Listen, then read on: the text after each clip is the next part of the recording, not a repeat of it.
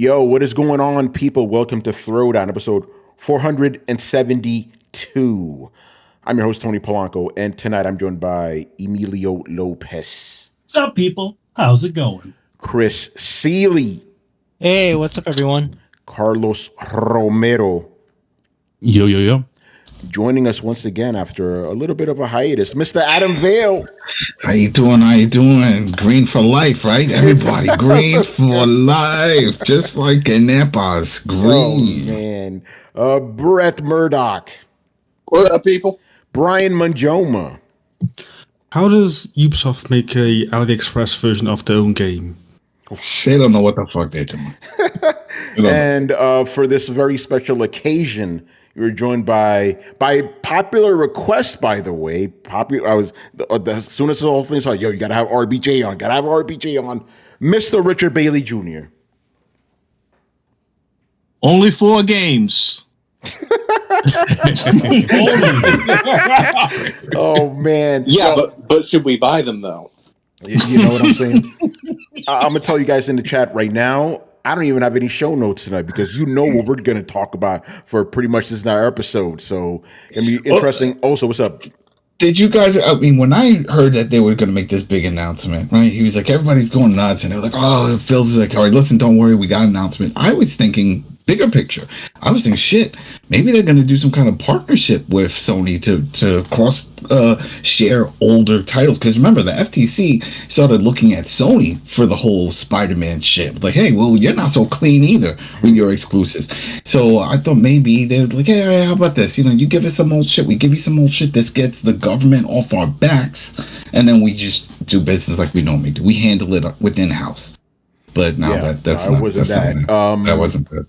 But yeah, also before we start, if you guys are checking us out live right now, or if you're listening later on, please stick around to the end of the episode because we got some very important announcements to make regarding Throwdown. So you don't want to miss that. But yeah, let's get into it. Anyway, just some context. You guys, who've been listening to us already know, for the past almost 2 weeks now, the Xbox community on Twitter specifically has been in hysteria ever since rumors and reports started coming out that Xbox exclusives will be coming to other platforms. To be specific, PlayStation and Switch. This actually all started back in January with rumors about Hi-Fi Rush potentially coming to the Switch. And as soon as these rumors started coming out, originally it was from unsubstantiated sources, like some fucking YouTubers or whatever, some Twitter guys. I was like, don't even listen to these guys. But then when like credible people like Tom Warren started talking about it, it's like, okay, well, maybe we should pay attention to this. And now, and then a couple of days after that, once the fucking hysteria started going on, dudes say, oh, we're betrayed by Xbox, all this other shit. Uncle Phil came on Twitter saying, we got a very special Xbox management business announcement, whatever, coming at you next week. Stay tuned. Dude just kept going. Some started already backtracking because they kind of saw how insane. Dude, Adam, I don't know. I obviously didn't see this. Dudes were literally doing 7 to 12 hour Twitter spaces, just crying about this shit on rumors. Nothing was official. I had some of my buddies that on Xbox were just sending me messages. They don't keep up with too much, but they were hearing it, and they were like, yo, I'm playing some Call of Duty, and the dudes in the chat are going nuts. They said, what's this about? They're getting rid of all their games. What's this about? And I'm like, it's all bullshit. Because the one thing I figured is, remember, this all started coming out once they did those layoffs.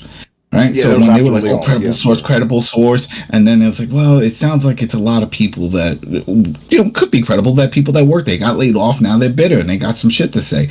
But when I start seeing stuff about, oh, they're bringing Gears over, they're doing Crackdown Remastered, they're going to bring Crackdown 2. I was like, now you guys are just throwing shit out there to get people riled up. It's not going to be like that. There's no way. There's no way they spend all this money and then put all this time and then say, you know what? Fuck it. We're not. Let's just go Sega. Let's just get rid of all this shit. Fuck it. They're not. It's not going to happen. That's what people were saying. Yeah. That's what they were saying. I'm like, oh, they're going around Sega. I was like, no, because people also forgot that just last month, I remember they were talking about another gen console. Remember that they were going to skip a gen, that they were going to go above the next and make some new console and all that stuff. How do you just scrap all that? Because of what? Because somebody heard something? No, we need some proof, and there's no way. And then that's why I thought there'd just be more of a maybe we're gonna hear of a partnership when they said we're gonna do a special announcement, this and that. But no, it was just to clear the air and all this. But Yeah, because there was so much hysteria, they had to clear the air, you know. And there was, I mean, we'll probably go over some of these things, but let's specifically talk about what we heard today. It was a 22-minute podcast. It wasn't live. It was just posted at 3 p.m.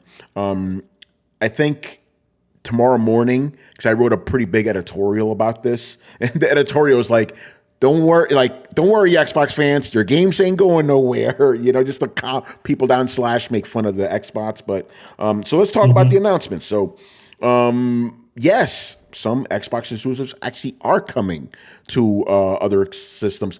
4 games specifically. They didn't name the games, although we could make educated guesses here. They said 2 games will be like live service games, and then 2 games will be smaller ones. So based off everything, based off everything, and all 4 old, a year old. Yes, that's the key. All games are over a year old. 2 service games, 2 smaller games. So Tom Warren talked about this. So I kind of agree with his assessment. The 2 service games will be Sea of Thieves and Grounded, and then the 2 smaller games will be Hi-Fi Rush and Pentiment. Which makes sense, you know. Go ahead. No, I would agree, especially for those live service games. Like, both of those are like not new, and it's. I mean, pretty much they're on the back end of their popularity. So pushing them out to a wider audience is smart. Yep. Yeah. You know, I agree. So the one thing, so like you know, a lot of the stuff they were talking about, like. You know, they're essentially they're making a lot, you know, reiterating their mission statements that sort of no gamer left anywhere, playing anywhere, whatever, stuff like that. Man, how many times didn't they say that during the fucking 20 podcast? Like, Jesus. Yeah, like they sort of like looped around themselves multiple times because officially there was a lot of nothing said, but you only really learned a few things. Really, just again, it's more of a thing to sort of clear the air, but at the same time, it's like they're talking about like cross progression and whatever platform you can play Xbox on. You know what I was thinking about that cross progression thing, right? So okay, obviously, you know it's your save file carries over if you're playing a PC. Yeah, your PC. Now, okay, would this also be something that would be available to those games that they're going to be putting onto other platforms? Yeah, so doesn't it work for my no, that's just assuming. But no, that the one that's right there, Minecraft. Can't people? Because I think you sign in on your Xbox on the PlayStation. You have to sign in still with your Xbox account. So I'm assuming anybody here play Minecraft or in the chat that play Minecraft on PlayStation. Because I know you still have to sign in, because I remember that was the thing. People were like, I'm signing into my Xbox. You have to create an Xbox account to play Minecraft on PlayStation. So I'm just if anybody knows, but if you have to sign in, I'm assuming then it'll see your save file. Yeah, I'm not sure. We should probably try to verify that. Let me look that up. Yeah, I got the internet. One thing, and also during this segment of the show, they specifically said that Starfield and Indiana Jones are not coming to other platforms. They are Xbox exclusives. So that's what they said. So that was a little bit of a nothing burger, you know. But they said they want the studios themselves to make the announcement. So I could respect that. You know, let the studios do their thing. By the way, Apollo, is it Apollo? Apollo Neon X. Neon X, there we go. Yeah. He says on Switch, you had to sign into the Xbox account for Minecraft. Okay, so that means that sounds like that it's in that it's in place there. That you can, if you have an Xbox account, you can bring over, you know, if let's say you have a Grounded thing, or you have a Sea of Thieves thing, or if you have a Hi-Fi Rush save, it'll all probably go right over. That's not bad. Yeah. So, anything you guys want? Rich, what are your thoughts about these 4 games, man? Well, let me say this. While I respect Phil saying we're going to let the studios announce the 4 games, I mean, there's already information out there about some of these games, such as Hi-Fi Rush. We've been hearing that rumor for the longest time. So I don't know how soon they're going to make that announcement, but I think that could have definitely happened today. Rich, did Nintendo? Because I heard something that Nintendo's doing a direct of third parties, and that's what they want to announce some stuff, and I think that's what they were talking about. That they want to announce that Hi-Fi Rush stuff. So maybe that's what it is, and like, I don't want to step on Nintendo's toes because they're like, you killing our buzz. We got a show coming soon. Yeah, Adam, earlier this week, because we learned about both of them, so people were like, oh shit, is Nintendo going to announce it? And then we're like, wait, when is Xbox going to do theirs before Nintendo? So it seems that Nintendo is going to do theirs after the fact. And yeah, maybe we'll hear about Hi-Fi Rush then. It makes sense, you know? Not only that, and this was also a reminder when we were covering that court case and how nobody was really following it. This was stuff that was brought up in the court case. Like, this is still right now. The FTC is still fighting Microsoft on this shit. Yeah. And it's like this, they kept saying, no, we are going to bring other games over. You got it, school. Yeah, we have some, but we're going to bring other games to other. Remember, people, what did they forget? Remember, we knew that they signed that 10-year deal with Nintendo to port over some first-party games. Remember? That was mentioned. So there you go. Why are people surprised? They're like, oh, I can't believe they're doing it. I got a fart now. Yeah. No, they stop queefing. Listen, we knew this was going to happen. They said it was going to happen. You know, it's like, what are you yeah, it's like, all right, with the baffled part, how did they get on a PlayStation? They got games on there now. You know, we know Call of Duty is still going to be on there. We know Skyrim, at least the old ones are still. They didn't pull them. Fallout stuff, they're still there. So, I mean, people just got to relax. And then I think others would just throwing fuel by throwing all the bullshit of all the big games. Halo, Master Chief's going to be there with a blue hat. It was like, shit, nope. People on Xbox don't even want Halo. Well, why wouldn't people on PlayStation that would have been interesting if they would have announced it, because Halo is one of their live service games that has not been performing as well. So, you know, if you wanted to get a shot at it, Halo on PlayStation. Oh no! I don't know. I don't know how. Man, that would have been a something burger, you know. So what? So they can show the low sales on that console too? No, that would be a smack in the face. Or the Master Chief Collection, maybe. Yeah, go ahead, Richard. Well, here's a question: Will Craig look better graphically on PlayStation than on Xbox? Oh man, he'll look exactly. He'll have better ray tracing. Only if they let Naughty Dog. Only if they let Naughty Dog jump in and fix all that shit up before it launches. Then, but you know, as it is now, they call it a remake.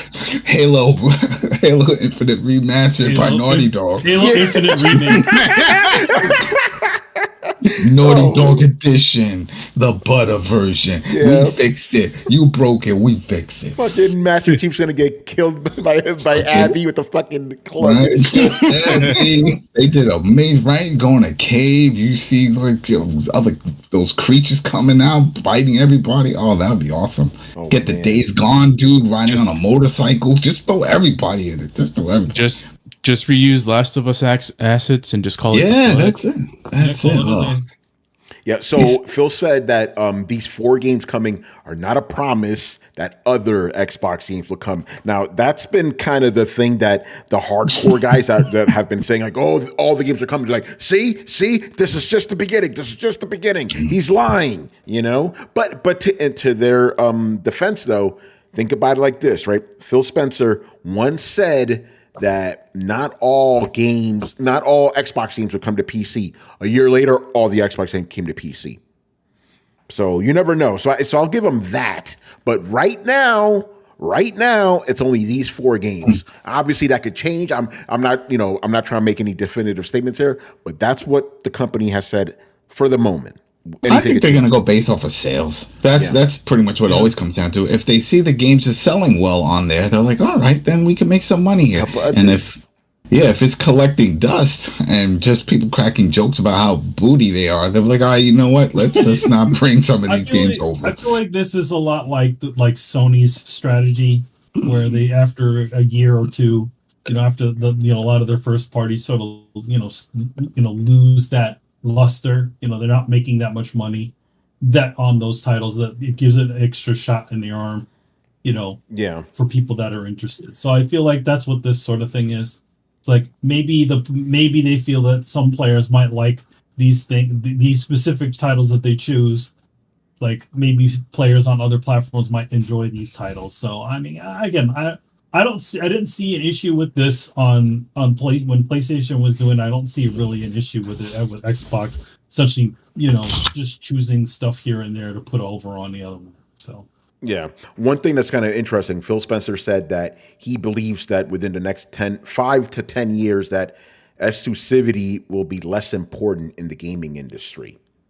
Very interesting. But I understand where he's coming from. Like, Xbox is obviously putting their games on PC, mobile. They even said we want Xbox on as many screens as possible. And as we're going to talk about later, even Sony, they're like, hey, we're trying to get games on a bunch of different places too. Exactly. Sony is putting all of their live service games into third-party systems, but Sony is not putting their But Sony isn't putting their streamlined third-person narrative games on those exclusive on those multi-platforms. Yes. But they're not. But to be fair to Sony, they're not even putting them at all. Well, they are. Horizon's on PC. Uncharted's on PC. Death Stranding's on PC. Hold on. Carlos, do you want me to pull up that infographic that says these games are only on PlayStation and then cross out all the ones that are out on PC? No. Well, you guys didn't get my joke. Yeah. I think he's saying Brian's console. right. Brian's right. No. Hold on. Hold your horses, Brian. The joke. I'll explain the joke. I know it was a bad joke. You have to explain it.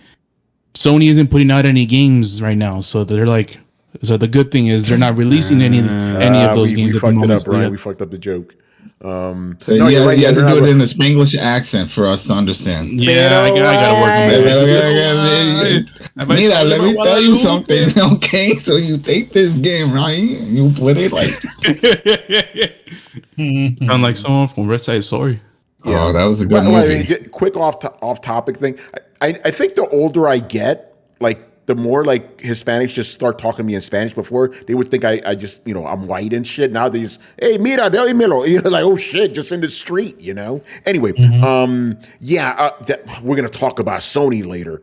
A very interesting situation going on there. But yeah, so I understand where he's coming from with the whole exclusivity is becoming less relevant. I'm not, Brian, I'm not sold on that. Go ahead, Brian. Brian first, and then you go, Adam. Go ahead, Adam, Brian. Again, I'm mostly with you guys. The whole thing I just thought was not going to be a big deal. It turns out it's not that exciting either way. It's a couple of games that, for the most part, people don't. Well, I won't say that people don't play anymore, but people. It's not in the zeitgeist anymore, and left. They've run whatever course that they were going to run, at least on the Xbox. They have run aground, I guess. They've run aground. Yeah. So they've been grounded. Yeah, that's another one. So yeah, it's just kind of like, okay, it's a thing, I've always been an advocate for saying that all games should be on all platforms because I think that will make things a lot more interesting rather than where we are now. So to me, this is like, okay, another step in that direction. So that's fine by me. I welcome it. Let's see. Yeah. And the whole thing with exclusivity, I totally understand where Phil's going with them saying that because again, it's like on the same day Sony announces that they have nothing. So it's like it's hard to say no to that when like the competitor is saying that, hey, we got nothing. And then also like we've entered the second half of the PS5 lifespan. And I was like, how have we done that? We're gonna talk about that. Let's Adam, were you gonna say about the exclusivity thing? I was gonna say he might be right on that. It's because, all right, for example, what we've seen so far, and this is like with sports and other things, when people get hooked on something, then they stick with it. They're like, this is my team, that's my home team, this is my brand. So that fear that I think Sony has, at least still, that no, this is where you get the games. That's fine for you, but if they're older games, you just like you're open with the PC, should be open to dumping on other platforms to make that money because people are not going to jump ship to play an older game when you already have the newer ones. You know what I mean? It's like they're not gonna flip. Especially Sony. Sony's established. I don't see Microsoft could have a string of butter games coming out, and still, I don't see people saying, well, let me kick my shit to the curb. I'm on Xbox all day long. No, it's not going to happen. And I'm thinking as time goes on, and then they start seeing that one of the things that Phil brought up is that growth, right? There's no growth in the console space. And we know this. We see it with PC, we see it with the handhelds, other things, but especially with cell phones. That's why they keep trying to get in that market. But for consoles, it's they're playing with all the same people on one side and all the same people on the other side. We're not seeing a big fluctuation. What's going on here? So, yeah, go ahead. Throw some games on this, throw some games on that, and see what happens. Sell some more units, because it's all about software sales at the end of the day, and try to make some money. You can have your exclusives, just or your older ones. Try to, like we talked about, bring new life. I mean, one thing I could see this sort of doing, where in other words, they have like a limited, like almost like a weird limited time exclusive like idea, where in other words, like not only is it like certain games that are somewhat limitedly locked down to a console, but also those exclusives essentially just migrating to the other side. I mean, I would say this, especially for something like for Microsoft's service. I've said this before. Even Warner Brothers is doing this. They're shedding a lot. They're pulling a lot of their titles, or shedding a lot of their titles, or putting them onto other platforms after they're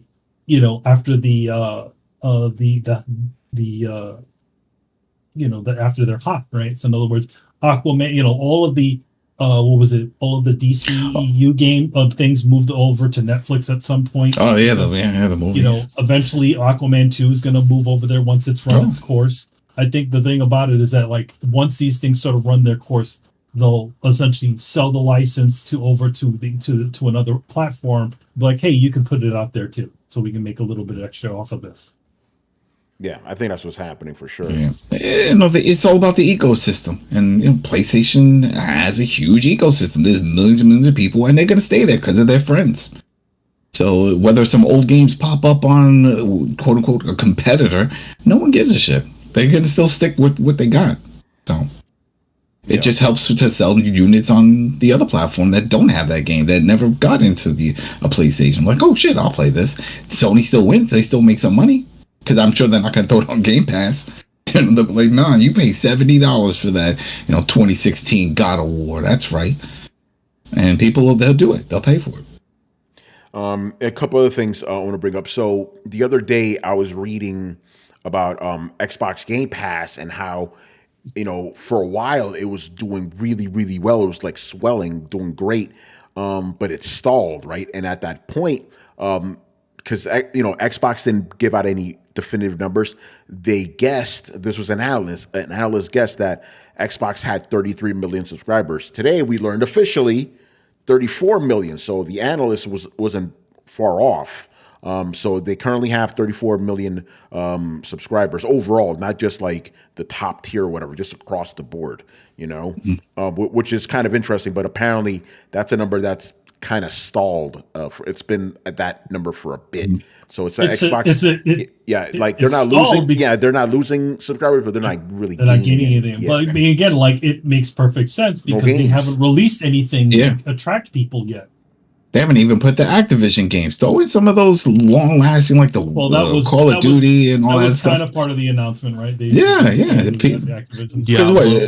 Besides, did they give? I didn't hear anything else besides the Diablo. Did they say that? Yeah. All right, go ahead. No. Because Diablo was literally the next thing I want to talk about. Oh, because that's going to be, Adam, the first of the Activision Blizzard game that's going to be on Xbox Game Pass. But I'm glad this why it ties it in with the subscribers. Basically, Sarah Bond said that game's going to be available to all Xbox Game Pass subscribers. Not true. It's only going to be available to like whoever is subscribed to the top tier version. I believe that's Ultimate. It's going to be on PC one too, right? Because that's all PC gamers. Yeah, I believe so.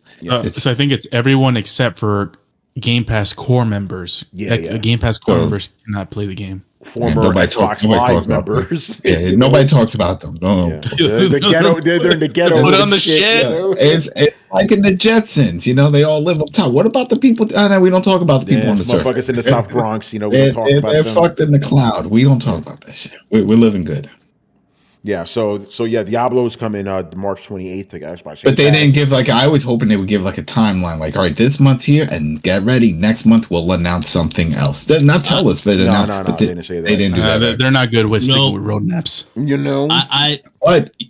Go ahead, Rich. Yeah, Rich, go ahead. I agree 100% that it would have been good to get a timetable, but in my opinion, some of that stuff should have been released today, so that you would give the fans something they could play right now. Subscribe right now. Yeah. Tony Hawk, or something like that. I agree. Yeah. Another thing I want to talk about. So basically, they brought up the fact that obviously we've had a lot of layoffs in the industry for many, many months now, and Xbox division specifically had 1,900 layoffs just last month. And Phil Spencer said that one of the reasons they decided to go multi-plat is because of all the layoffs, which very interesting, in an attempt to try to keep people around. Yeah, pretty much, and maybe make up for any money potentially lost.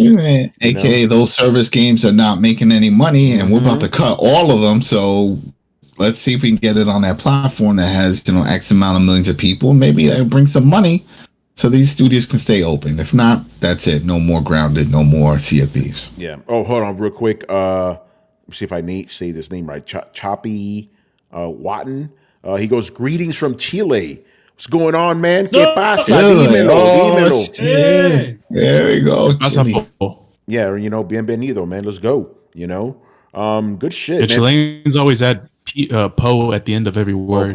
Yeah, from what I understand. But welcome, sir. Good stuff. But shout out to them. Yeah, man. We got fans all around the world, man. Rainbow Coalition of the Rainbow Coalition.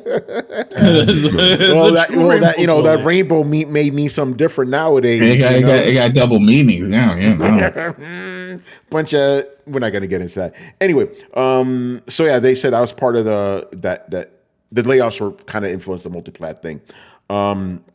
Other thing that I want to talk about that they brought up during the show, hardware. Because some of the fears was that the Xbox Series X would be the final Xbox. No more Xbox after that. I found that silly because literally during the whole Activision trial thing, remember they showed it. There's another Xbox coming. So I'm like, that wasn't a rumor. That's what I'm saying. It was official. They just showed proof, more proof. People didn't pay attention to that shit. Because all the juicy news like this, the new console and game deals and big contracts, we were like, this is big news, and nobody was paying attention. Yeah, nobody was paying attention. Yeah, we obviously talked about it. You're right. Well, go ahead. Yeah, go ahead. To be fair, companies, especially in downturn, can pivot pretty hard on certain things. I mean, just ask Stadia customers where that went.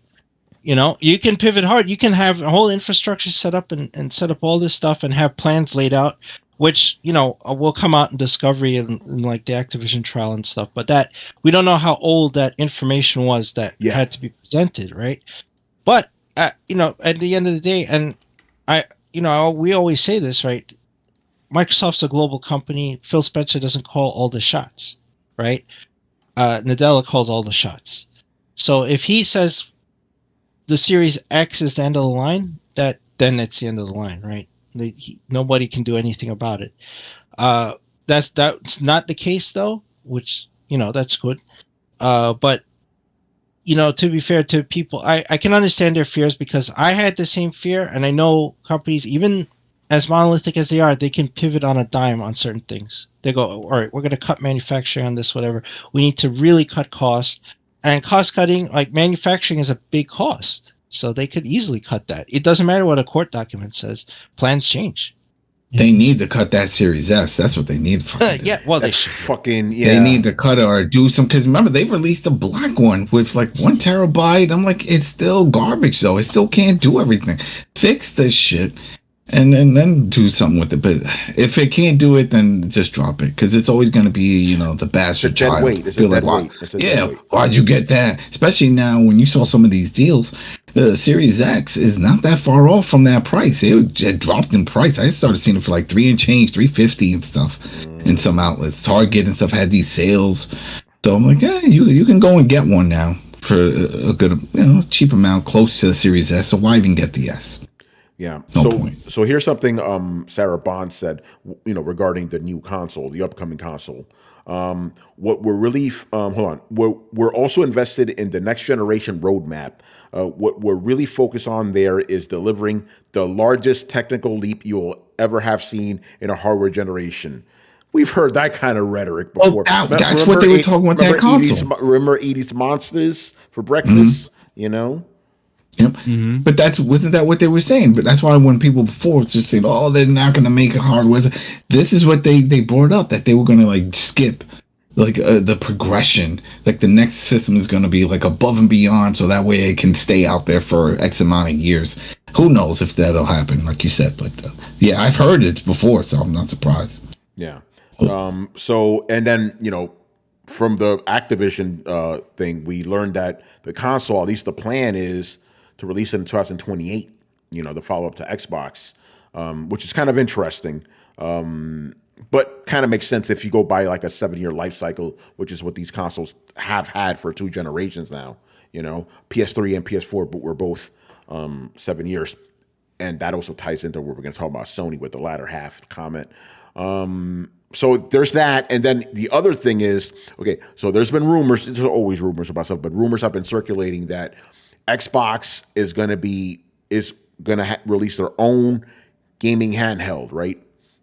We may have gotten a hint of that officially here. Sarah Bond also said we got more to come. There's some exciting stuff coming out in hardware that we're going to share this holiday. So we may hear something this holiday regarding this. And then in an interview with Tom Warren asked him specifically, what's up with handhelds, And Phil Spencer said, he likes the handhelds that are out now. He thinks they're really cool. Matter of fact, he's even apparently liked a bunch of tweets talking about people being excited about an Xbox handheld. And then this is the part that excites me. He specifically said the Windows 11 doesn't work very well on handhelds, and Microsoft is actively trying to find a solution to this. That gets me excited. Yeah. That was it. That's what we said. They need a good OS for handhelds. They don't have to make their own handheld. They just need to make an OS that we could all boot on our Steam Decks and whatever Legions. That's what we need. I was going to make an X Deck joke. Damn, I thought you were going to make a Windows 8 joke. Chris, no. I'll make a Windows 95 joke. Damn, Chris. You saw that porno too, Chris? Oh, shit. X Deck? Oh. No, we don't talk about that, man. Freaky shit y'all into, man. Whatever happens in the happy place stays in the happy place. Yeah, exactly. Right? Uncut edition. God damn. On Patreon.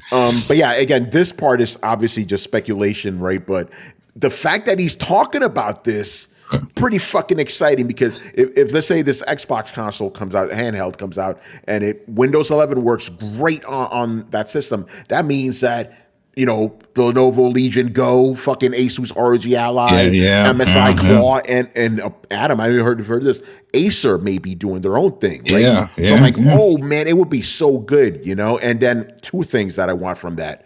Obviously, give Steam Deck some some competition, and even better, because right now, PS Portal, that's a toe dip. We've said that from the jump, that's a toe dip. Maybe it'll spur Sony on to release a proper handheld, because we've heard rumors about that apparently they're working on something that may be able to run PS4 games natively, And I'm like, okay, with all these systems coming out right now, all these handhelds, this is the perfect time for Sony to jump back in, So it'll be good if we have all these handhelds, real handhelds. Not talking about the fucking Switch pulls. I'm talking about real handhelds. Oh man, Give me that shit. I'm ready. And here's just to show another little piece of love that Microsoft is giving, at least toward the Steam, because it's a love-hate relationship with Valve with all the problems and shit. But they put their games on there because at one point they had their own garbage service. They were trying to compete, didn't last. So they started dumping them on there. But when it comes to Steam Deck, they were all listed. A lot of them pretty much were all unsupported, but they would work. Now they push to get them verified. So the Halo Master Chief Collection, that's verified. Gears 5, that's verified.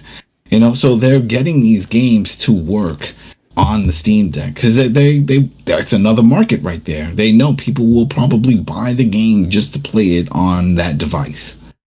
So I hope they just stick with that and they do create, because if he's not dumb, Phil, he's out there, he's on the internet, he's seeing all the reviews of when people start talking about Legion going, what's the main issue? They're like, shit, once you get into this window interface, look at these little menus, look how this works. It's not streamlined, it's not properly integrated, it's not optimized right. This is just Windows. My main issue with all these systems.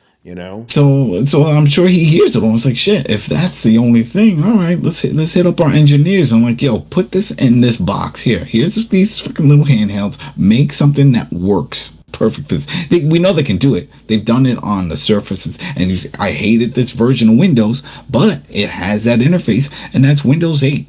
Windows 8 had the blocks, remember? It had the tile system. That looked like shit on a computer. It was horrible. But if you were to throw those blocks and stuff like that on a handheld, that might actually work. You click a block, you hold. To be fair, that's what I'm saying. It looked good on tablets. That's what I'm saying. It's like, work on that, add some more power to extra hardware, and you could have an amazing device.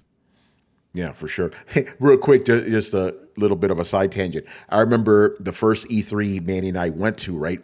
This guy sitting right in our row, with us, because, they had 3 seats.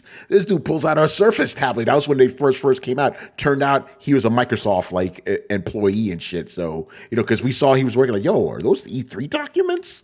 And then we started talking to him. Cool guy, but you try to take a picture with your phone. You're like, oh, let me see. Could you turn your screen a little bit my way? All right, nice. Yeah, because we're looking like, hold up, those are fucking Microsoft documents. And he's doing all that on the tablet. It's fucking dope. This shit, we're with Assassin's Creed. I leaked that, and I'm gonna leak your shit. Oh man. So yeah, hardware that's coming. Because again, remember, a lot of people were worried. Oh, no more Xboxes, is done. The other issue is if they were to do something like that, that's really giving a lot of power to all the other third parties for hardware. That's giving power to Valve with their Steam. Remember, and I don't know if you heard about this, but Valve said that they're making a living room console.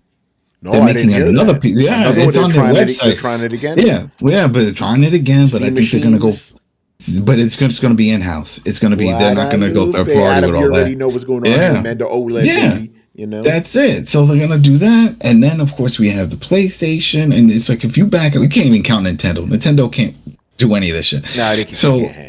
So if they were to back out and let's say, all right, well, we're going to keep making all these games, right? Well, then now you have to read their specs and then you have to deal with all that. And what if you have ideas of different things that you want to integrate in a game? No, you can't do that because you're not in control of the hardware. Sony's in control of theirs and Valve has theirs and PC's in their own realm. So it puts them in a bad spot. So even if they didn't want to, they have to. As long as they keep making these games and have a service, they have to have something tied when it comes to hardware. Unless they just say, you know what, we're just going to make a PC. Fuck a console. We're just going to make a PC, drop the word console, but that's pretty much what it is. And we'll just ride that. And who knows, maybe that's what this super machine is that they plan on making, and we're gonna look at, because if you look at the Series S, that looks like a tower as it is. Yeah, it pretty. Yeah, it looks like a damn computer. They just slapped the word console on it, but so we'll see. We'll see what happens. Yeah. And then another thing, Phil Spencer, because again, remember these Xbox guys were losing their fucking mind. So he said this, not. Okay, he didn't say it directly to them, but I take it that he was saying to them. This is what he said. It's at our foundation, and when we look at future hardware generations and what we're going to support, making sure that we respect, which is the word I use, respect the investments that people have made in Xbox going forward is fundamental. And the fact that you get entitlements when you buy a game from us, both Windows and Xbox, also means you have the ability to play the game across multiple devices, which I think furthers the compatibility of the games that you own. So he's basically saying it's like, yo, if you've invested in our ecosystem, don't worry, you're good. You didn't waste your money, you know? Did Sega tweet like, yo, you throwing jabs at us? Yeah, you got right. something to say? Yo, you go ahead, just say it. Name drop, bitch, because clearly that's what that was, because that's what everybody was fearing, right? That they were going away at Sega, and Sega did that shit. We bought a lot of Sega hardware back in the day, and then it all went to kaput. Sega CD, 32X, Sega Saturn, Dreamcast, the Nomad, there's a lot of shit. Yeah, they did a lot of shit, and then that's next year. It was like, oh yeah, we're out. What do you mean you're out? Well, we're out for this gen, not for all of it. All gens. Peace. Thanks. Yeah, buy our games on Nintendo, That's it, exactly. Fucking insane, man. Damn. And then the last thing here, this is kind of interesting. So we did talk about this before, though. Xbox plans to release 10 games this year. We don't know the magnitude of the games. No. I just want Gears. That's all I fucking. Yeah, because we know Hellblade's coming, Indiana Jones is coming, and we'll see. What did you guys think of that? I saw a little bit of the trailer, but I was like, whatever. It's did you guys like it? Oh, Indiana Jones. I don't give a fuck. I don't give a fuck. I'm done. No, to be honest, I became uninterested as soon as I saw it was a third-person game. I thought it was first person. Excuse me, a first-person game. I became uninterested when it was a first-person game because I was like, I think we all knew that. It's the Wolfenstein. Yeah, I mean, obviously it was going to be the Wolfenstein company, but at the same time, it's like, you literally have a game out there that's literally, if with modders these days, they can literally take that Uncharted game and swap Nathan Drake out for fucking Indiana Jones, and I would be perfect with that. Uncharted is the Indiana Jones game. That's pretty much it. That's it. So it seems odd that they would decide, okay, now we're gonna do an Indiana Jones game. We're just not going to go down the obvious route. Yeah, because I think, again, this is just my Tony theory. It's like they didn't want to be directly compared to Uncharted, and also, again, machine games. They make first-person games, so that's I was for that. But my thing is, even though I'm not happy with that camera angle, it's more like I'm just tired of what they've done with Indiana Jones for the last 2 installments. I'm like, I think I'm good, Yeah, I don't know anything. Yeah, I saw it. I was like, whatever. I mean, and it's your boy Troy Baker. You love him, don't you? Yeah, Troy Baker. Here we go. We love Troy Baker. I was like, I like the sound effects. They threw in all the movie sound effects, like the punches, and all that, and the whip, and I think you do some third person, right? There were depending on the weapon. When you climb, it's like a lot of Deus Ex used to do it, where you go behind cover and stuff like that, and then But you know what? This is one of those where people be like, I got Game Pass. I'm not paying no $70 for it. Yeah, I'll play it. Am I gonna buy it? If I didn't, no, I'm not buying it. It didn't do anything for. Again, when I think of an Indiana Jones game, I think Uncharted. I was like, shit, I'd rather just replay one of the Uncharted. Yeah. So, but whatever. It is what it is. All right. So you guys weren't too wowed by. Yeah, nah, whatever. That direct was kind of like, whatever. All right. So, any last thoughts on today's Xbox business update? Now, the Xbox fans can calm their jets, play some fucking games, and stop listening to listen to crazy people's bullshit.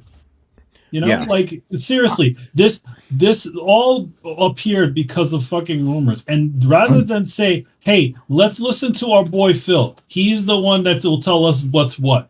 No, it just blew out of proportion in one fucking weekend.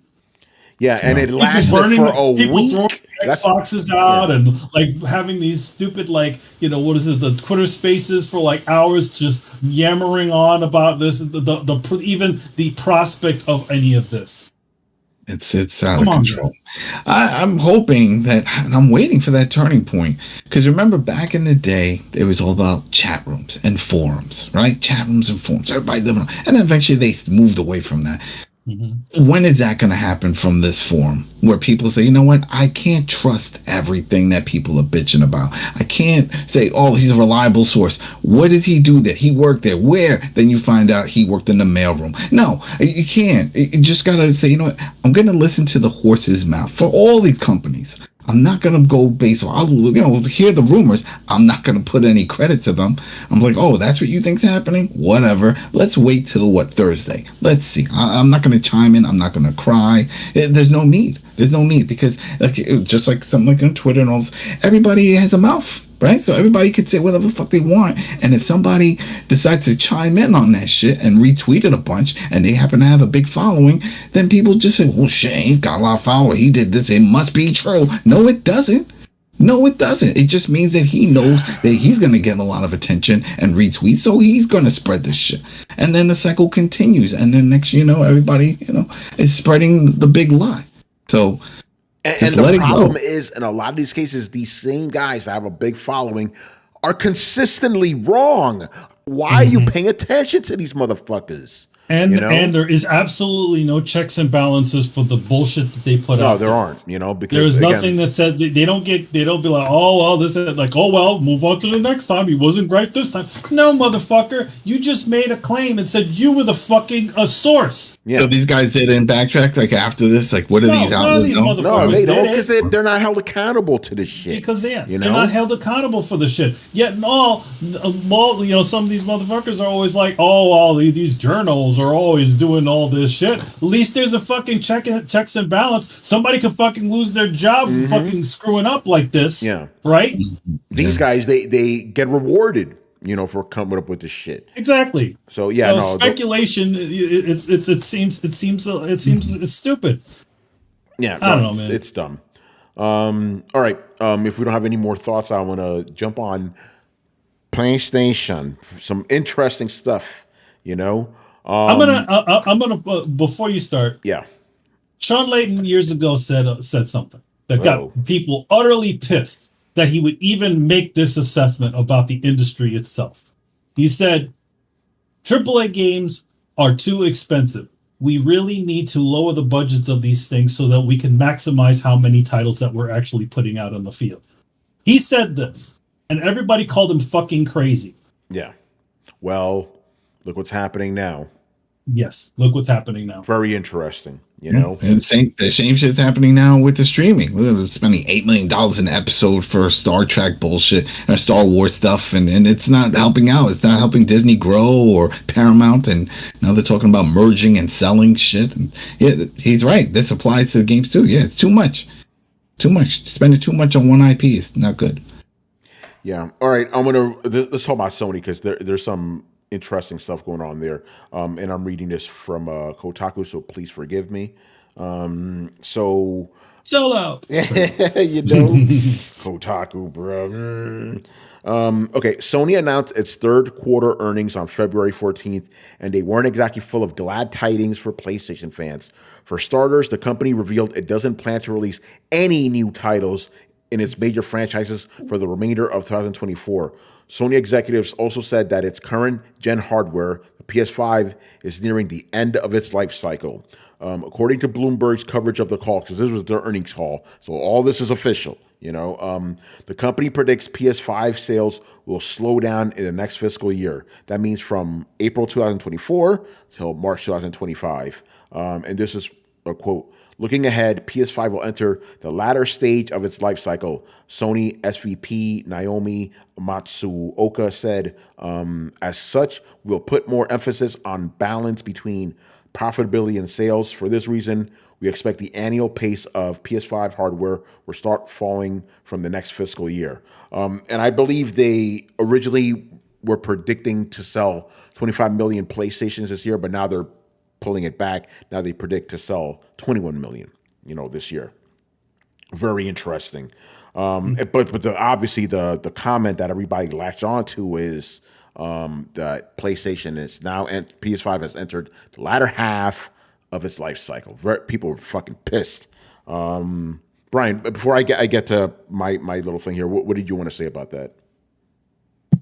It's just shock. Like when I read that, I was like, no, that's not right. When the PS5 came out like a couple of years ago, right? And had a couple of games. And then I went on the Wikipedia page and that stuff is empty. That stuff is empty. It has remakes and remasters and stuff like that. And it's like, wow. and VR games as well. It's like it's padded with the VR games. It's like that's a shock. It's like how on earth is the PS5 not had any games? And I look back and it's like, yeah, it's not. And I actually fear that this gen may actually be worse than last gen somehow.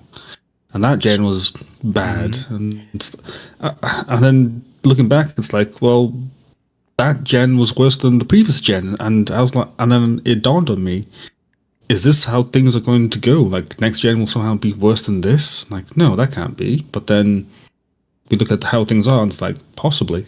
Next gen will have 2 games. So they're going to be cross gen. Hi-Fi Rush. Yeah, I want to give a quick shout out to the guys in the Discord, because there was a snowstorm this week, so I work from home a lot, and I was just talking to the guys in between breaks and stuff, and we all kind of agreed it's like the PS3 era, Xbox 360 era was probably the last really good fucking gen that we had. It's all been downhill. That's it. Yeah, well, it's in a lot of ways. I mean, come on, like you talk about, that is the legitimate first generation to reach into the HD section. Yeah, right. Multiplayer, first one to really bring that. Multiplayer, all of that sort of stuff. But I think again, like we're talking about fidelity. We're talking about larger games. We're talking about a lot of these sorts of things that are essentially causing these things to balloon. Yeah. But look in that PS3 Xbox era, what was that the age of? The 6-hour game. Remember those things, right?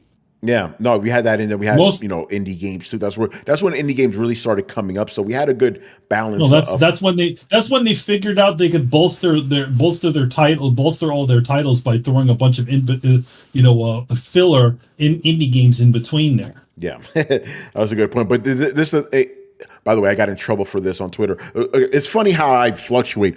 Xbox guys hated me last week. Now the ponies hate me this week. Oh, they hate you this week? Yeah, what'd you do this time, man? Okay, a couple of things. So with the latter half comment, people were very mad about that. But I was like, hold on. Let's look at this. PS3 lasted 7 years, right? PS3 era. Yes. PS4 lasted 7 years, right? If we go by that, in a couple of months, PS5 will be 3.5 years in. So we actually are literally entering the latter half of the console cycle, right? So I'm like, what this guy just said is incorrect. Wrong. It's true. Hold on. Let me finish. But I understand where the sentiment's coming from, because this generation just finally got some fucking steam last year, because since, like Brian said, since 2020, we haven't had shit, really, so it's like, if this console cycle is going to last from 2020 to 2026, 2027, yes, we will be entering the latter half literally in like 3 months. Go ahead, Brett. But that's not what he said. He said the latter stages. And I'm not saying that they don't mean the same thing. I'm just saying they don't necessarily mean the same thing. Okay, explain it, because to me, I don't see the difference. Latter stages doesn't necessarily mean, 51%. It can be, but it could also mean much later than that. Like it could be 2/3 of the way through. Latter stages is such an ambiguous term, which is why I'm kind of curious what like the original translation was. Because yes, latter half could be like yes, they've just passed the halfway point.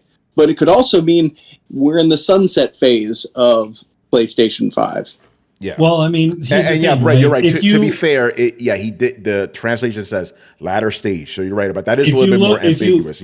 If you look at game development time, right, and if 7 years, if we have 7 years, right, we're in like the third year, right. A lot of 5 years is usually the usual. It used to be. Usual, yeah. It still seems to be. No. Remember though, I literally just said PS3 and PS4 were 7 years. No. Yeah. I'm sorry. Okay, so they're like, again, like we're they're saying around the time it's like the latter half 7 years, right? Yeah. At this point in time, 5 years, right, and within year 3, that would mean that games that would have for the next generation would have to start already developing. Yeah, and that's something I discussed with the guys too. Like, oh, maybe something's going to come in at half. We would have known about that already. With to your point, since these games take so long to develop, we would have already heard about that. We would have already heard. It's actually the opposite. I want to throw out like it's more likely that they're looking at what games are coming down the pipeline and using that to decide where the cutoff should be, and that like what games will be pushed off until the next generation to make for a strong launch lineup. Because they're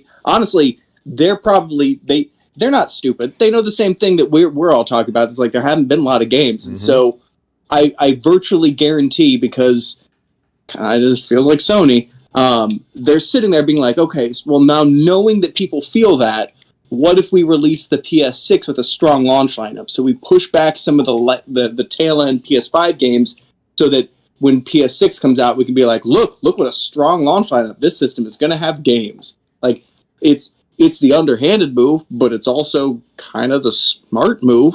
I mean, they already have to start preparing for the, they already have to start preparing for the next batch, the next console already. Yeah, that's why I don't think Death Stranding is going to be on PS5. I think it's going to be on PS6. No. Here's the thing. I think the next Final Fantasy Remake 3, that's probably going to be on PS6. No, I don't think. I mean, here's the thing. They didn't say. They said first. Sorry, Brett. They also said. No, you're just right. They also said first party, right? Well, that's the other statement we're going to get to, but I want to talk about They also said the first party. So Death Stranding 2, that's still coming out in 25. There's a date. Yeah, you're right. Yeah, because they said we're not going to get any more games, new games until first party games from April 2024 to March 2025. So yes, after that, yes. After that, yeah.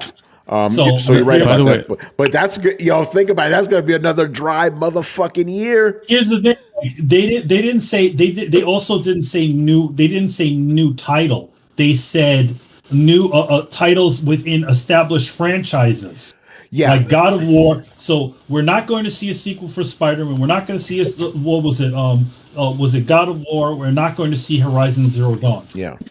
But here's the thing: what is going to be there? We don't know. No new IPs, that's for sure. They specifically said that. Real quick, I'll get to you in a sec. Jay Shep says, how do they expect to sell the PS4 Pro with no games? Remember, the PS4 Pro, that's not official yet. PS5 Pro, that's not official yet, so we can't say. Although it is a great it is a great question. Well, Go ahead. I would like to answer that question. Yeah. They'll just release The Last of Us 2 remastered for PS5 Pro. There you go. Yeah, you're right. Running as intended. Running as I always imagine. Anyway, Chris, exclusive. Yeah, only playable on the PS5. How many of these fucking games are going to remaster? It's a remaster. Oh my god! You don't understand. It's a remaster. They mastered it again. Yeah, so remastered. Remaster, Brett. Oh man, Chris, what's up, man? I was just gonna say, is this next gen gonna end up like this one with the cross generational? I was gonna bring up that output? one. Yep. Like how if we have a repeat, like Brian said, we seem to be on a decline, right? Yeah. So will that cross gen publishing get worse? Yeah. Not not locked right. down. Like it would benefit them to do that, but I don't know, man. It's like you have to get a new console off the ground. You have a year gap where you're saying we're not launching any new IPs or first party titles for a year, so you have diminished interest. Then you're going to announce a new system. Potentially, you potentially, but then you have to sell it, right? You have to sell it on something. If you sell it on new titles and then you have whatever 120 million whatever PS5s in the wild, and you're just saying like, well, you get nothing. That's not a good look. 54.7 million PlayStation. Oh, 50. Yeah. Oh, okay. All right, 54 million. Sorry, I've been looking at Nintendo numbers. Yeah. They're 139. Yeah, they're 139. Yeah, but still, you can't tell all those people, all those active subscribers, whatever. You wait, and then okay, now buy this thing. Like that's not a good strategy. Yeah. So they're kind of stuck. I agree. But and then, obviously this led to me, thinking about what I've been screaming about this whole fucking generation. As Brian, as you said, this is the worst generation we've seen so far, And I think at this trajectory, I think we may even consider it the lost generation, because what game has defined this generation? For any console. Can I add a stipulation to all of this? Sure. So that exact question, Tony, was saying Elden Ring and God of War Ragnarok are PS4 games. Yeah, and I'm glad you bring it up, because I was like, if somebody answers one of those games, that proves my point about this generation. That one of the biggest games of this generation that we all loved, for most of us here, fucking Elden Ring, fantastic. That's a PS4 game. That's a problem, that there is no defining current gen game at all for any system. This generation sucks, man. Again, I hate to be pessimist Polanco, but it's the fucking truth. We had 2022. There was nothing for both systems. No new game for that specific hardware. Right? Nothing. What about God of War Ragnarok? That was on PS4. Hugo, calm down. No, he's not talking bad about you. Just relax. He's not saying nothing. Listen. Do I have to mute? You okay? Oh shit, I didn't mute. My apologies to Hugo. Yeah. But it's been fucking whack. If you're here's the again, because I always got to keep repeating this shit. Yes, PlayStation has had more exclusives than Xbox, but most of the exclusives are also on PS4, man. This is fucking whack generation. This is part of why I've lost a lot of my passion for gaming. This fucking generation, there's nothing. Do you think it's just hard enough to wow us? Like you said, like the 360, the 360, PS3, we were wowed by not just the games, but just the performance and the new features of talking to people and chats and stuff on the consoles. Now that I have to do it on the computer. And we've had a lot of that. And then we've had PS4, had a lot of great games and stuff. Xbox had one game or some bullshit. But it doesn't matter, because now we have nothing to really wow us. So... Yeah. You're right, I think because we're stuck. Yeah, the advent of HD, I think, was the last big technological thing that we got, That was huge, But after that, diminishing returns, Yes, games that came out at the end of the PS4 life cycle looked better than the original ones, but it was a very gradual thing. Remember back in the day, man, you knew when the fucking new generation starts, like, oh shit, I've never seen anything like this before. We're getting diminishing returns, Yeah. They're not trying. They're not pushing. Yeah, go ahead.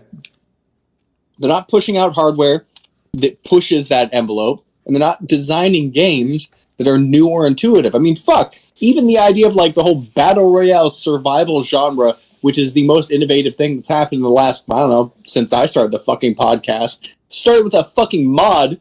DayZ, remember, I was there. Yes. That shit started with a mod.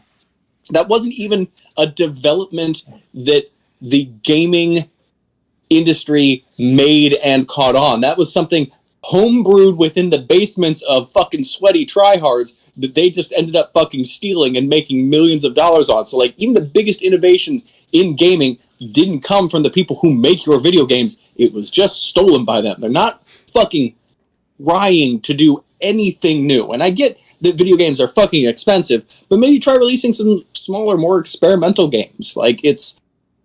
You cannot sit in this point and stagnate. And even then, if you're going to put so much money into a game and are going to make sure that it is well liked, for fuck's sake, maybe fucking listen to your audience instead of listening to what developers assume the audience is too dumb to fucking ask for, right? So when Elden Ring is keying off and developers are being like, well, you can't really trust people out to go off the beaten path because they won't find the content and blah, blah, blah. And this is why gamers are wrong. When you have developers telling gamers why they're wrong for developing video games, that is a bigger problem to me than games are expensive. Because if you're just having these people thinking they know better than their audience, and that's why they're making another fucking Assassin's Creed and then making a surprise fucking Pikachu face when it doesn't make millions of fucking dollars, that's not our fault. that's their fault for like A, not being willing to take a risk, and B, not even listening to the audience. So they're kind of taking a risk by just doing whatever the fuck they want to begin with anyway. Yeah. So yeah, this is. I don't think this is good news for PlayStation, but it's also not expected. You know. And the other thing I wanted to bring up with regards to this is like the company has coasted this generation because Xbox hasn't provided enough proper competition. You know, people were worried like, oh, we don't want complacent, Sony. You've had that for a whole fucking generation. This is what you get: remasters and remakes. Yay! And by the way, Tony, when you ask a run of the mill, not even a fanboy, but just a PlayStation fan, you know, online or our friends, some friends that we know, it's like you're talking about like all of this and all our complaints with PlayStation not releasing significant amount of games every year to sustain sort of our usefulness of the PlayStation 5. They'll be like, well, there's nothing wrong, but you know, they've sold over 50 something million consoles. And then they attribute like whatever our enjoyment is of games and PlayStation to freaking console sales. Like if it matters even one bit, it's ridiculous. Yeah. So again, and go ahead. And I always mention this. I've been mentioning this more recently than before, but I mention this at least once a year. I started Throwdown, being the negative Polanco here. Yeah, talking about pessimist Polanco. Pessimist that Polanco. alliteration, you know. I started off as a pessimist Polanco on the show because the last generation started with all these remasters, and people were hyped about these remasters. And then I'm like, yo, this is not good. And unfortunately, that trend exasperated through this generation, and it's gotten even worse. And now we're just here sitting in our gaming chairs with our RGB lights, wondering about when the hell the next PlayStation game is going to come out. Yeah. It's a sad state of affairs, man. The color of hopelessness is rainbow. Yes. Into the flood again. Oh, man. So, yeah, there you go. There you go. I would bring one thing up. Brett said it. He literally brought it back to what I said before we even started about this thing. Bringing it around.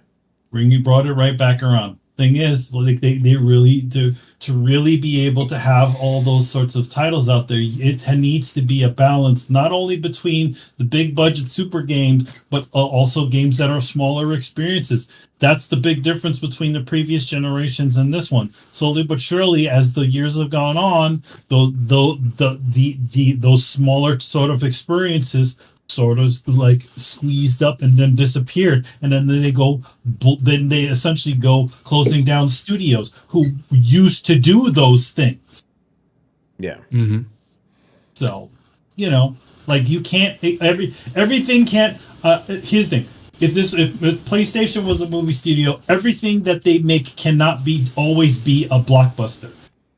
You still need to be able to produce films that may not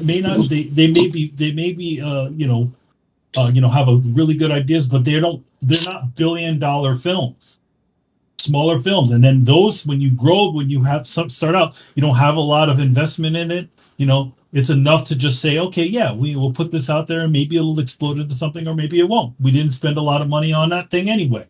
That's the same thing in gaming too, where, you know, you have a smaller experience, and if it does hit, you know, like, all right, yeah, we'll just give it a little bit more money. All right, yeah, this one seems to be working. Let's give it a little bit more. Don't just start off throwing all this fucking money at something and say, well, this better be good, because all those big budget things, once they start hitting those big budgets that they didn't earn that other part of it, you know, earn their way up, then it becomes stagnant gaming, where in other words, it doesn't do anything. It just does what everything else is doing, just maybe slightly more polished than the last. Yeah. The problem is, and this is a problem that the gaming industry and the movie industry has, right? There's the big blockbusters, there's the indie stuff, and there's nothing in the middle anymore. What, you didn't like Madam Web? Madam Dead, you mean? Nobody wants to see that shit. Have you seen Get Out? Yeah, have you seen the memes of empty movie theaters? It's fucking hilarious. But yeah, again, we always talk about those AA games don't really exist anymore. They don't exist anymore. You either have the because again, I said this too at the beginning. If you're into indie games, you've been eating well this generation. They've been serving you up. They've been a lot of indie games that have done very, very well, right? But that's the thing. It's like you have that, you have the blockbusters, and then nothing in the middle. You know, but yes, it did come out. J Shep, Madam Web is out. Would you consider then Power World to be indie? It's an indie game. Yeah, it would be indie. Yeah. Okay. Yeah. But obviously it's pulling in fucking AAA numbers now. It's pulling AAA money, but they didn't spend AAA money to make that game. Yeah. They spent $7 million on it, which that's not AAA at all. No, that is no. That might. I was asking if it was AA. No, it's not AA. It's not even AA. No, it's not. It's indie. Yeah, which is crazy if you think about it. Wait, how much? $7 million. That's like catering for Spider-Man. You know, they got a huge return off of that investment. Huge. Yeah.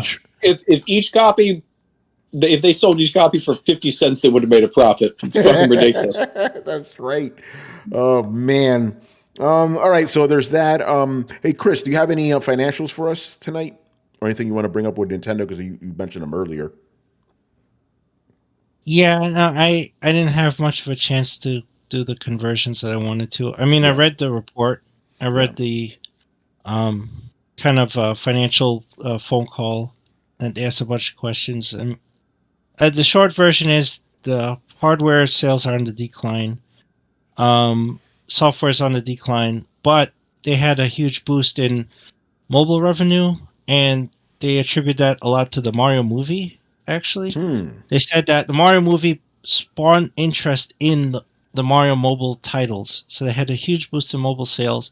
And also they had a lot more things coming forward with IP sales. So I'm assuming it's licensing, and specifically with the Universal deal. So they're opening another part of Universal Japan. I think they're putting Donkey Kong Country there. And in 2025, Epic Universe is supposed to open in Florida. Yep. And that has the Super Nintendo World.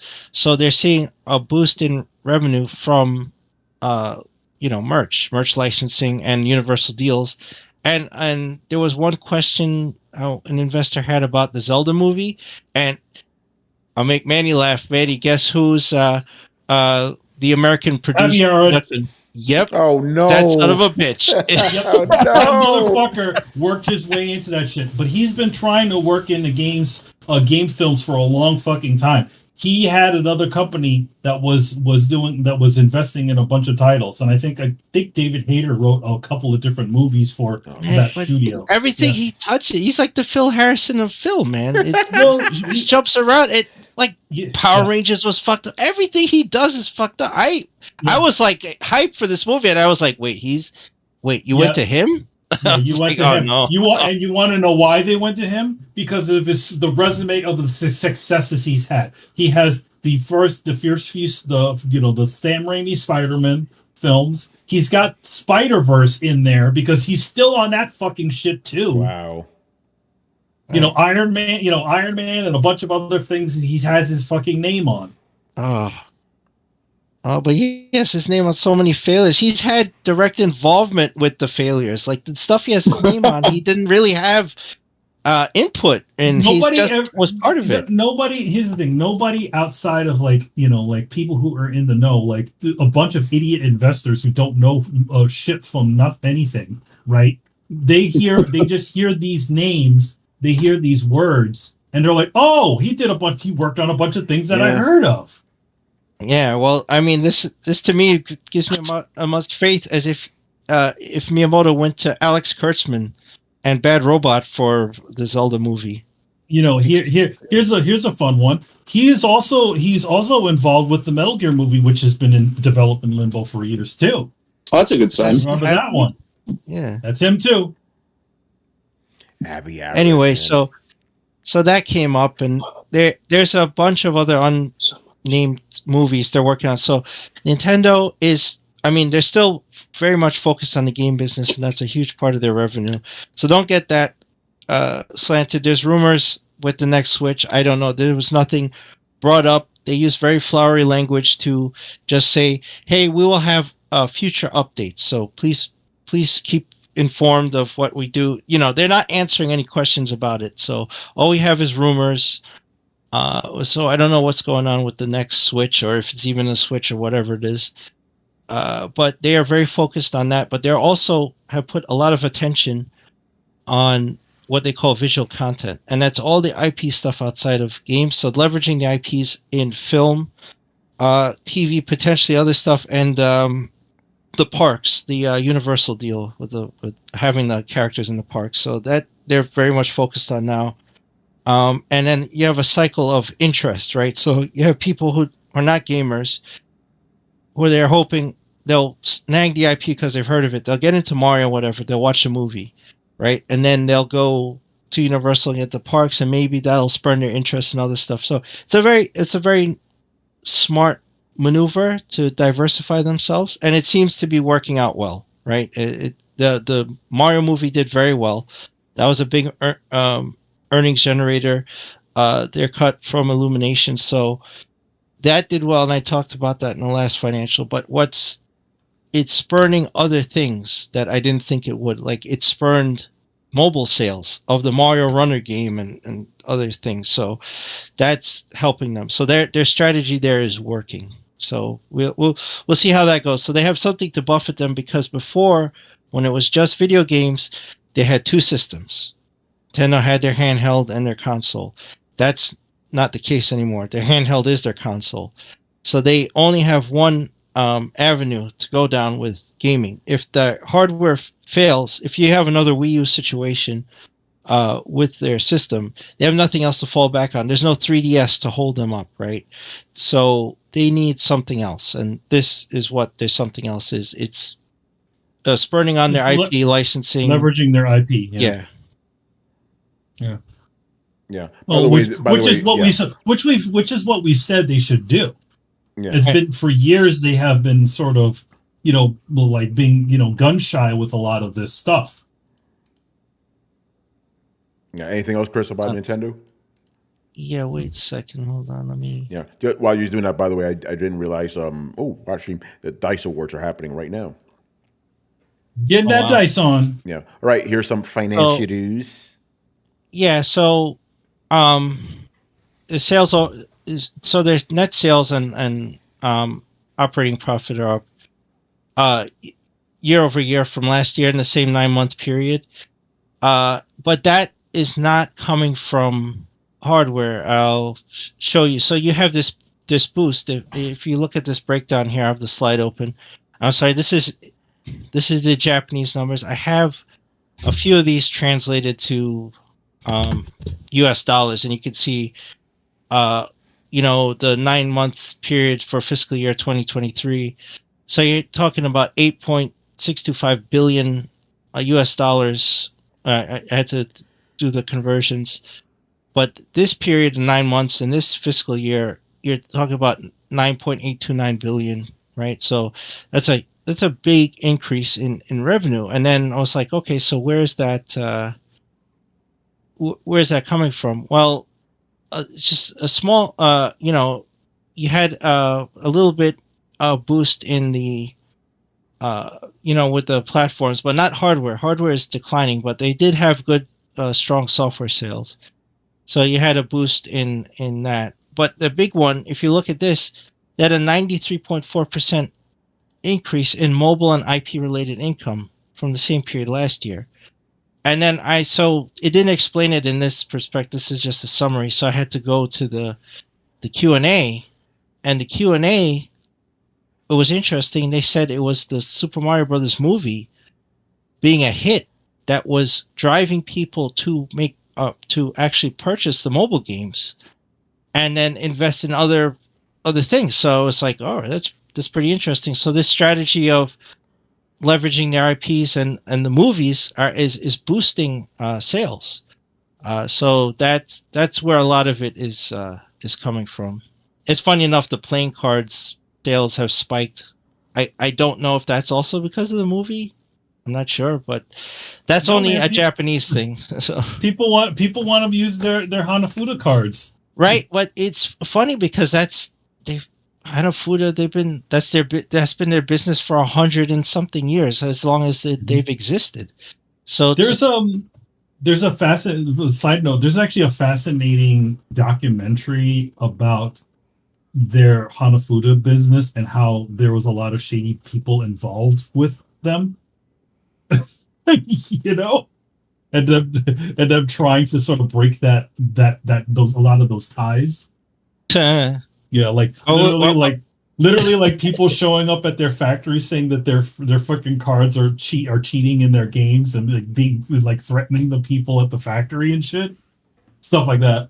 Oh shit, that's pretty nuts. Don't want to mess with that stuff. Not gonna make any Yakuza connection. Yeah. We're not talking about the fun Yakuza, not the games.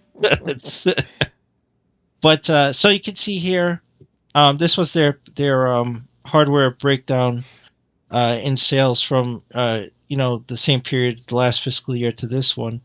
So it's almost an 8% decrease in hardware sales overall. Very much a huge dip.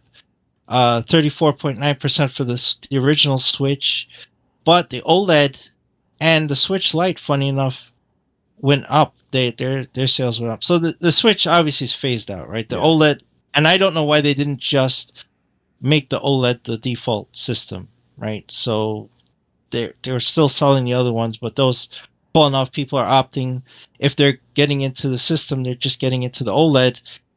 I guess a lot of people are still buying the Switch Lite, but like Adam said, you have kids and stuff, you'll just get that one and give it to them.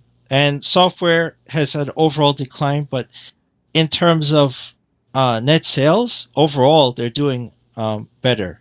So they've actually adjusted their financial forecast. So by the end of this fiscal year, which is March 31st, they've modified their forecast up 3.2% for their net sales, 2% for their operating profit, 3.3% to ordinary profit. That's all operating profits, obviously. Everything ordinary is pre-tax stuff. So net almost 5% increase. They're seeing an increase in OLED and light sales, so they modified the hardware forecast. They increased their software forecast, funny enough, even though it's dropping. And I didn't understand that. They probably know something. Probably know something's coming, and they think that's what whatever's coming is going to. If they're going to launch something, which I wouldn't think. I mean, you launched Mario and you launched Zelda, so I don't know what else could come out. Pokemon. No, they did that already. And Pokemon, they always launch on the holidays, and they just did an update to Scarlet and Violet. So I don't know what it is, but yeah, they uptrended everything for their forecast. And with software, decreasing, I was like, that's an interesting maneuver, but we'll see. It's a forecast, so they could just be fluffing up the investors, and then they'll correct it later. But who cares? But overall, they're doing pretty well. I would say it was a very smart move to start diversifying themselves. The deal with Universal is panning out in the best way possible for them, so they're doing pretty good. Yeah, there you go. Did you look into the Sony financials by any chance? Not yet. I will for Sunday. Please ask, and I'll get those. So I'm pretty sure somebody would ask. All right, man. That's gonna do it for us. A very packed week. Maybe things will slow down, but we don't want it to slow down. We always like bringing you the news, So that's gonna start wrapping us up. But before that, I want to make a very special announcement with regard to Throwdown, man. As you know, Rich has been here hanging out with us all night, and this will be something that's actually going to be permanent, people. We have talked. Rich is family. He's a great addition to Throwdown, so he will be a permanent member of Throwdown moving forward, people.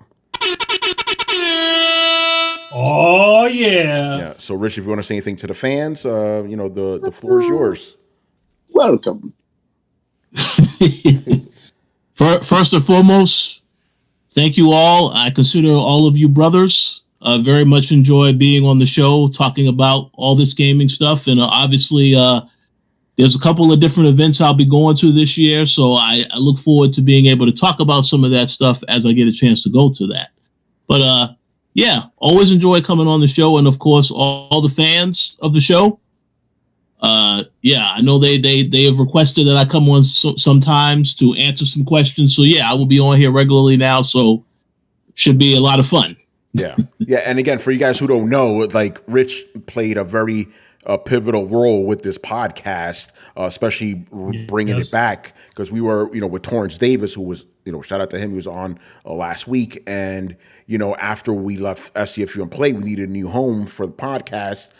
Rich, who was already a big friend of ours before that. Rich, I've known you for over 10 years. Isn't that something? It's fucking crazy, Oh, yeah.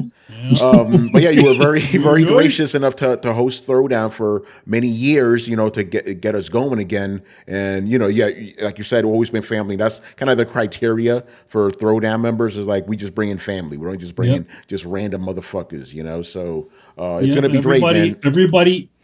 Everybody who's ever showed up on the show has always been somebody who's always been either friends or part of our groups and all kinds of stuff like that, or literal family. Literal family, like Adam was like, this motherfucker's in, yeah, and like even back to like that from the cold stuff, the blog days. I mean, it was all of us who were on Throwdown. It was Tony, myself, Chris, Adam, just doing that sort of stuff, and it sort of just evolved into the show now. Yeah, it evolved from that, because the original Throwdown, it was me, Brian, Riku-san, and Heart Jess. Shout out to Heart Jess. Mm-hmm. And then, we eventually... Oh, yeah. And then, remember her? And then Manny, who eventually came on. Then, Rachel was on. She was like, hey, my husband knows about this shit. We had Brett on. I was like, this motherfucker's cool. He's on the podcast now. So it just kept going and going and going, man. It's been an interesting ride for sure, So Rich, I know you're gonna enrich this podcast, your knowledge, and especially what you know about the gaming industry. You're more in tune with it now than I am, because I'm not officially in the gaming industry, so you could help fill in that gap, so it's gonna be very Richard. Not for nothing, just the mere mention of Richard's name to any especially when we used to do more media, Rich has a very good reputation with all the people. Yeah, I'll tell a quick story, man. I remember the first year I went to E3 with the Coalition, which I believe was 2014, right? I actually did not get invited officially to the PlayStation event that year. So I went there, try to see if I can get in. As soon as I dropped Richard's name, like, oh, Richard? I love Richard. Let me see. 5 minutes later, I was in. like that's power right there, and Rich, everybody I've talked, every time I brought your name up, nothing but good things have been said about you, which goes to show kind of character you are. Like, you're very honest dude. People respect that, they see that, and there's a reason. Professional. It's like those things are very useful, and again, one thing with Throwdown is like, I like the fact that we have a mix of not only even though if we think about it, we're all kind of professional podcasters, but we have a mix of guys who are like in the industry and then super fans and stuff. So it's great, but we're all super fans at the end of the day, So it's going to be dope, man. It's going to be dope.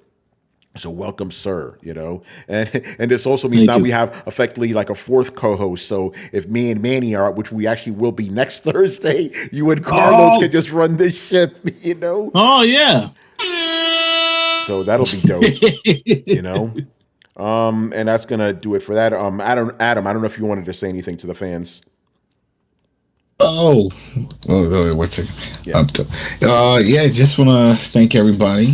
Thanks for the support and here, and it's we've talked about before. It's not a big deal, but I have a family, I got kids, I got all stuff. So there's other things outside in the world that just pull me away from doing all this type of stuff all the time. I mean, been doing this with you guys like almost 9 years or something like that, with 2015 and stuff. So it's been a long time, and a lot happened during that time. A lot of changes in life and other responsibilities come into play, and no longer have some of that leisure time that I usually used to say was my nighttime, and that's going away. But it's all right, and I'll still pop up. From time to time, may not be here like all the time because of whatever issues, but I'll still be here. I'm still listening. I'm still playing games, still working on the coalition, doing reviews. Rich and I are working on this Helldivers 2, testing out the cross-play. I'm going to be playing on the Steam Deck. He's going to be playing on the PS5. See if the servers even work, because that's been a whole other issue. Yeah, it's like, I can't wait to play this game. And then it's like server problems. It's like, there's always something. There's always something. But that's it. So it took an hour and 40 minutes. Yeah, you gotta have something. There's always some bullshit, and then that's it. And but I might as well do the segue, because we're gonna do it anyway. I Am Negan is back. Oh shit! Walking Dead is back this week. Oh, no, wrong one. Whoa. Wait, if it's fear, yes. If it's fear, yes. No, fear is done. Fear is fear. Done. That is done. This is what some of the diehards have been waiting for, only because they like Rick and Michonne. Yes. Mm-hmm. So we are going to be breaking that down. Rich and I, we watched it. I'm going to watch it again. We're going to watch it with Carlos, and then really come up with a good verdict on this, because I'm a little iffy with all of it, but it was only the first. We'll see. But yeah, so that'll be back over on the Coalition, on the YouTube's Coalition. So we'll be covering that. So if you're interested, it's I Am Negan on Spotify, iTunes, and stuff, and that's what's up. Yeah, man. And the other thing I wanted to say is, like, yeah, Adam, like, obviously, we understand you got life stuff going on, but it's been absolutely awesome having you on Throwdown all this time. It's like because you bring in that kind of other perspective that we didn't have, like, especially when it comes to Call of Duty and shit. Like, it's like that's one of the biggest games of the year. Nobody on a podcast gave a fuck about it, but you did. So you brought that, and then your love for sports games, for handhelds and shit. But obviously, like you said, your family, the door is always open when you want to be on. Just like, let me know, Tony, I'm going to be on tonight. I gotta talk some shit. Kind of like Torrance has that privilege, like, I gotta get on, but it's good stuff. But yeah, if you want to keep hearing Adam, he will be on the Walking Dead podcast talking shit, which will be fun. So stay tuned for that, man. So yeah, the more things change, the more things stay the same. Throwdown, we will still be coming to you twice a week, for 50 weeks out of the year. We don't stop, can't stop, won't stop. Go ahead, Rich. Yes, I do want to make a quick comment, because I know I got to put you on the spot, Tony. All the Throwdown fans, just so you know, Mr. Polanco's birthday is today. This is so. Yes. Boy. 26. 26 years old. Nice. Oh, is that what's happening now? You're going backwards. According to Adam, Back in time. Yeah, thanks a lot, man. This is how crazy I am, because I was considering, like, should I take a day off work? And I'm like, nah, I'd rather work. It's like that's how I like my job. But yeah, 44 years around the sun. Very happy to be even numbered again. I hate the odd numbered years. Like next year I'll be mad. I'm like, fuck, 45. Fuck. Then when I'm 46, I'll be happy. I'm 46. I'm not happy.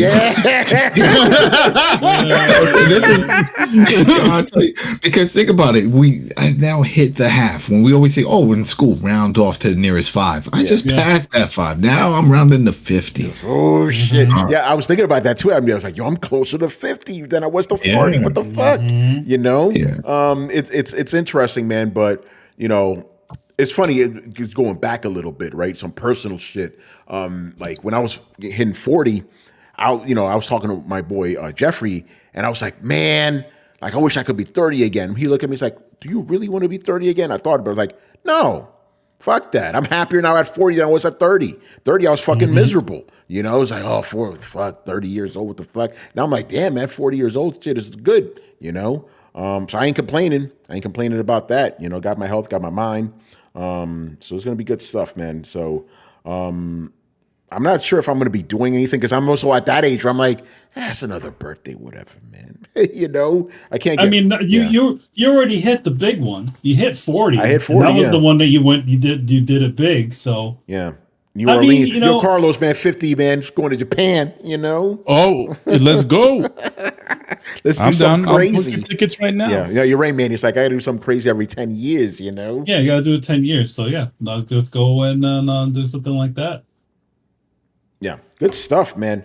All right, that's another one for us. Did we plug everything we needed to? I think we got everything. Again, Invincible Podcast will be back in a month, people. It's gonna be dope. We're going to talk about the latter half of the season. I believe season 2. I believe they released a new trailer today too. I didn't get a chance to see it.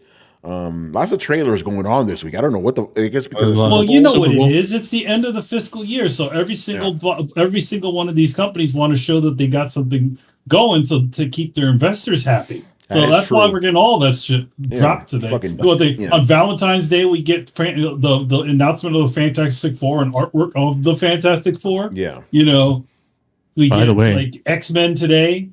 By the way, been hearing good things about Dune 2. Excuse me? Oh, by the way, Carlos, every time I leave work now, like on Times Square, the big fucking Dune posters. It's calling you, man. It's like... Maybe it's calling us, man. We going, Yep. Seeing that Dunes, all right, man. So that's going to do it for another episode of Throwdown. Make sure you follow us on Twitch and Twitter. Join the Discord where the conversations in the room are popping, especially this week. Conversations have definitely been popping. So shout out to you guys, we are also on every podcast app on the planet. Throwdown Show. That's 2 words, Throwdown Show. Throwdownshow.com to listen to past episodes. And again, we are now back live on YouTube, people. So if you like the video, make sure you hit like, subscribe, and be notified of when we go live every Thursday and Sunday night at 10:30 p.m. Eastern on YouTube and on Twitch, man. Links to everything down below. Once again, I was your host, Tony Polanco, and tonight I was joined by Emilio Lopez. See you next time. Carlos Romero. Hey, take care, everyone. Chris Seeley. That's my line. Yeah, stealing your shit, I was like, but Chris goes before me, so I got confused. I'm like, this is supposed to go next, Chris right? haven't been on so long. I'm used to saying Carlos's name now. Deuces. Yeah. I'll just steal somebody else's shit. Wait a minute, Brett's like, what happened here? No, I still have that shit on time. Fine, whatever. Yeah. Obviously, Brett Murdoch. Peace. Adam Vale. Have a good week, everybody. And it's a 3-day weekend, right? People celebrating Presidente Day. Go bring, if you can, find some El Presidente beers. The Dominican beer is pretty tasty. Go celebrate. Yo, I was telling this British cat I work with about the finer points of Dominican delicacy. I was like, it's just a bunch of fried shit, bro. It's like, have some mango. Richard Bailey Jr., our newest member of Throwdown. Only 4 games for now. And of course, Brian Manjoma. I just found out that you can do drive-bys in Power World. Oh, shit. Oh. It's on now, man. It's on now. All right, guys. Nintendo going to sue him for that, too? Yeah, we'll see about that, because apparently Nintendo's investigating, so... No. You know what that We'll see about that. Crazy. All right, guys, we'll see you on Sunday, man. Later. Laters. Latest.